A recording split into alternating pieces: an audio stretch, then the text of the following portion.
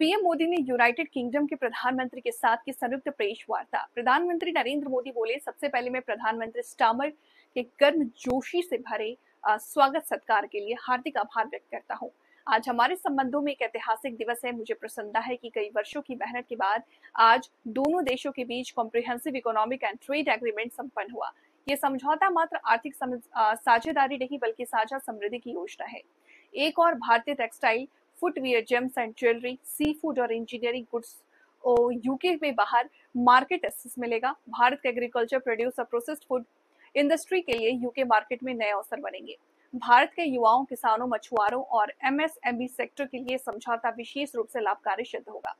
दूसरी ओर भारत के लोगों और इंडस्ट्री के लिए यूके में बने प्रोडक्ट्स जैसे मेडिकल डिवाइसेस, एरोस्पेस पार्ट्स सुलभ और किफायती दरों पर उपलब्ध हो सकेगा। इस समझौते के साथ ही डबल कंट्रीब्यूशन कन्वेंशन पर भी सहमति बनी है। इससे दोनों देशों के सर्विस सेक्टर, विशेषकर टेक्नोलॉजी और फाइनेंस, उसको नई ऊर्जा मिलेगी। ईज ऑफ डूइंग बिजनेस को गति मिलेगा, कॉस्ट ऑफ डूइंग बिजनेस घटेगा और कॉन्फिडेंस ऑफ डूइंग बिजनेस बढ़ेगा। साथ ही यूके की अर्थव्यवस्था को भारतीय स्किल्ड टैलेंट मिलेगा। प्रधानमंत्री स्टार्मर, फ्रेंड्स, नमस्कार। Prime Minister Starmer, friends, namaskar, good morning. सबसे पहले मैं प्रधानमंत्री स्टार्मर के गर्मजोशी भरे स्वागत सत्कार के लिए हार्दिक आभार व्यक्त करता हूं। आज हमारे संबंधों में एक ऐतिहासिक दिवस है। मुझे प्रसन्नता है कि कई वर्षों की मेहनत के बाद आज दोनों देशों के बीच comprehensive economic and trade agreement संपन्न हुआ है। First of all, let me extend my heartfelt gratitude to Prime Minister Starmer for the warm welcome and gracious hospitality. Today marks a historic day in our bilateral relations. I am pleased to note that after many years of hard work, the comprehensive economic and trade agreement between our two countries has been concluded today. यह समझौता मात्र आर्थिक साझेदारी नहीं बल्कि साझा समृद्धि की योजना है। एक और भारतीय textile, footwear, gems and jewellery, seafood और इंजीनियरिंग गुड्स को यूके में बेहतर मार्केट एक्सेस मिलेगा। भारत के एग्रीकल्चर, प्रोड्यूस और प्रोसेस्ड फूड इंडस्ट्री के लिए यूके की मार्केट में नए अवसर बनेंगे। भारत के युवाओं, किसानों, मछुआरों और एमएसएमई सेक्टर के लिए यह समझौता विशेष रूप से लाभकारी सिद्ध होगा। वहीं दूसरी ओर भारत के लोगों और इंडस्ट्री के लिए यूके में बने प्रोडक्ट्स जैसे मेडिकल डिवाइसेस और एरोस्पेस पार्ट सुलभ और किफायती दरों पर उपलब्ध हो सकेंगे।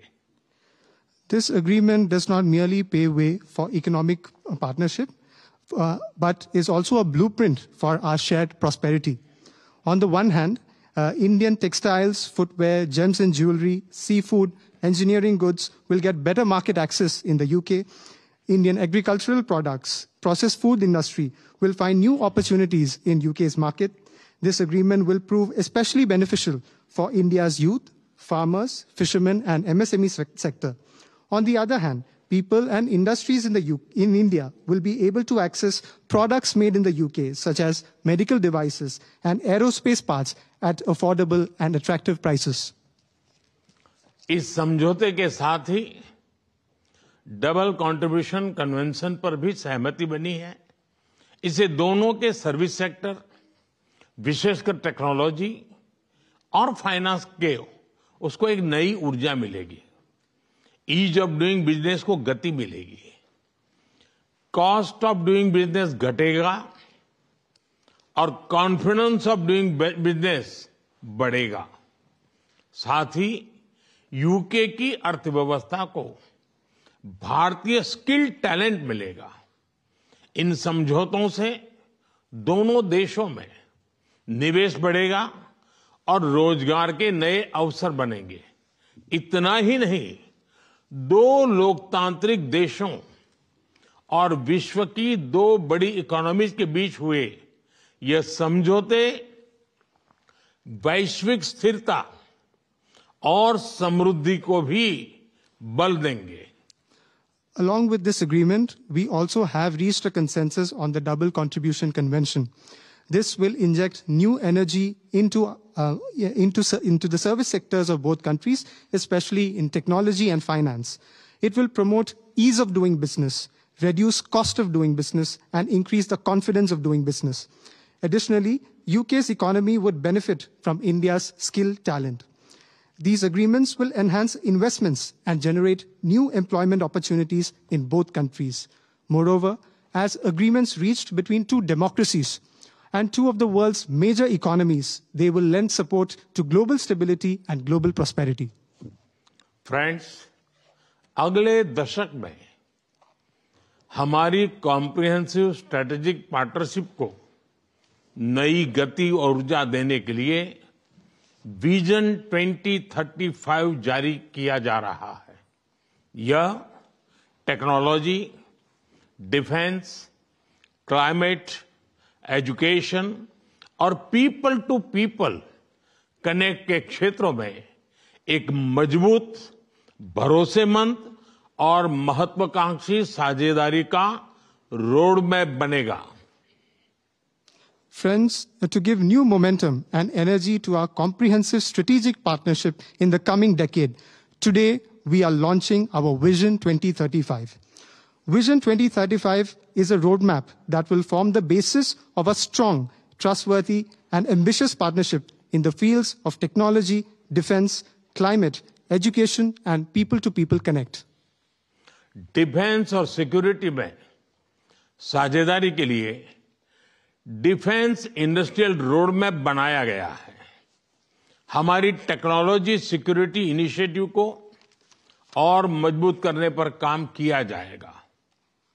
It is our commitment that from AI to critical minerals, semiconductors to cyber security, we shall create the future together.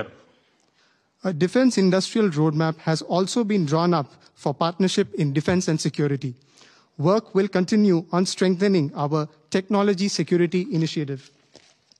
It is our commitment that from AI to critical minerals, from semiconductors to cybersecurity, we shall create the future together. Friends, शिक्षा के क्षेत्र में भी दोनों देश मिलकर एक नया चैप्टर लिख रहे हैं। यूके की 6 यूनिवर्सिटीज भारत में कैंपस खोल रही हैं।